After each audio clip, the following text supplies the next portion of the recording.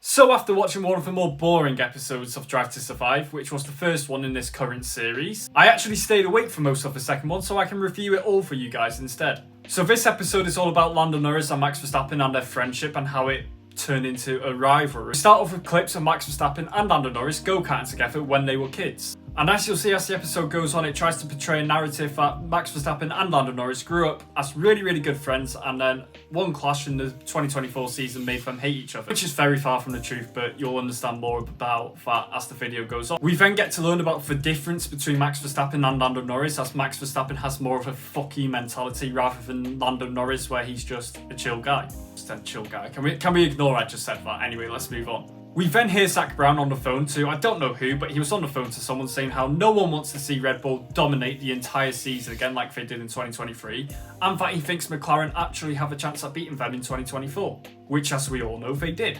We then hear Lando Norris talking to his friend Max Futrell, I think that's how you say his name, about how it's so hard to keep your seat in F1 and winning races is near enough impossible for most drivers. We then saw a montage of McLaren repeatedly losing to Red Bull at the start of the 2024 season in Bahrain, Saudi Arabia and Japan. In the interview, Lando then tells us all his weaknesses, which is how he cares too much about what people think and feel about him and it really affects his performances. And then we learn about Lando's apparent party boy rep, which I think is Drive to Survive doing a usual thing of making a big thing out of nothing. Because I know for a fact Lando Norris is definitely not the only driver who goes out partying quite often. We then got to see Lando and Max playing some paddle together, which Drive to Survive make it out to be before the Miami GP, however that's not really clear and it could be before any race of the 2024 season. But Netflix could have made it out to be before the Miami GP for the narrative of the story that they're trying to portray. Zak Brown then got caught saying Red Bull would need Max Verstappen to slip over a banana peel for them not to win the race. Then literally 2 seconds later he tripped over something on the floor, which would have been really funny. Then cut to the race in Miami where Max Verstappen had a really good start, whilst Lando almost got kamikaze bombed by Sergio Perez into turn 1, leading to him having a really bad start. After a short montage of Verstappen leading away into the race and building a gap, everyone then decided to pit,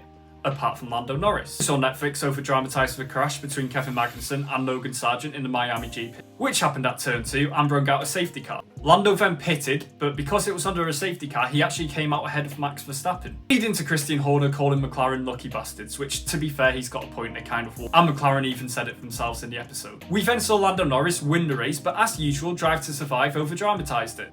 They made it more dramatic as it actually was, as they made out that Max Verstappen was right behind Lando Norris for the entire race. However, in reality, and we all know as F1 fans that Lando Norris absolutely dominated the race and won it by over 10 seconds. I get why Netflix do this, however, it's not really true to the story and it just creates a false narrative. However, one of the good parts about Drive to Survive then happened as we got to hear Lando Norris speaking on the phone to his mum. You could hear him saying it finally paid off, which was actually quite a sweet moment as you wouldn't normally get to see that and it's actually one of the good parts about the show. 2 days later, we then got to see all the behind the scenes footage of the McLaren HQ after their win in Miami. Zak Brown was telling everyone how most of everyone in F1 congratulated McLaren and Zak Brown on the victory, apart from Red Bull, which doesn't surprise me at all. We then saw Max Verstappen win the race in Imola, with Lando Norris following very closely behind in P2. And to me, we see a different side of Lando in this episode at this point, where for the first time in his career, he was probably really frustrated with coming P2. Because now after winning a race is what Lando Norris expects and what he wants, and P2 is just disappointing for him. The same thing then happened in the Spanish Grand Prix, but this time you could hear Lando Norris saying we should have won.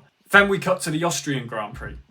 Lando was chasing behind Max Verstappen, trying to overtake him into turn 3 again and again. Lando did get past, but however it was off track, so he had to let Max Verstappen back through. However, you could see how Lando was getting frustrated with how Max was moving under braking route. Both drivers then made contact and both drivers got a puncture because Lando had to retire due to too much damage on his car, whilst Max continued but lost a lot of points because of the contact and he only finished 5th. Both McLaren and Red Bull blamed each other for the incident. Red Bull said that McLaren didn't behave properly, but we then cut to the McLaren garage where someone's saying to Lando, I don't know who it was, but he was basically saying these lot need to actually do something, not just sit on the fucking fence, they need to actually go and do something. Which I'm guessing is directed towards the FIA. Someone then asked Max what he thought about it all and he basically said he didn't give a shit. Lando then says he was expecting an apology from Max, however he never received one.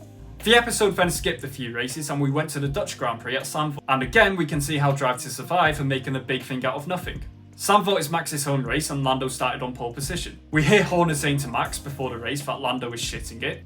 Max took the lead into turn 1. However, a few laps later, Lando got back past Max and he went on to dominate the race and win it.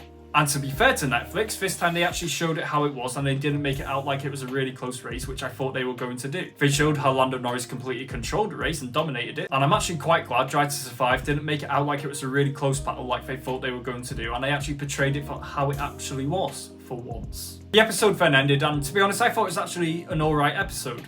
It was definitely better than the first one because this time I didn't actually fall asleep whilst watching it. I thought some of it was heavily over-dramatised, but what do you expect? It's Drive to Survive. Of course it's going to be over-dramatised. Miami really wasn't as close as the episode made it out to be, and that was quite frustrating to watch. And we all know that Lando dominated that race. I feel like they definitely over-dramatised the relationship between Max Verstappen and Lando Norris. As yes, Lando wasn't happy at all with Max after the Austrian Grand Prix, and he did probably maybe lose a little bit of respect at least. However, I feel like later on in the 2024 season, the issues between Max Verstappen and Lando Norris would definitely resolve. And it would have been nice to see the series cover that to make more sense of the whole situation. Because now newer fans going into the sport who have got into it through Drive to Survive, they're going to think that Max Verstappen and Lando Norris absolutely hate each other when they don't. Let me know your thoughts on the episode in the comments if you watched it. Subscribe to the channel if you enjoyed watching this episode, because I will be reacting to every single episode of the current series of Drive to Survive, as much as I don't want to. Thank you so much for watching as always, and I'll see you all in the next one.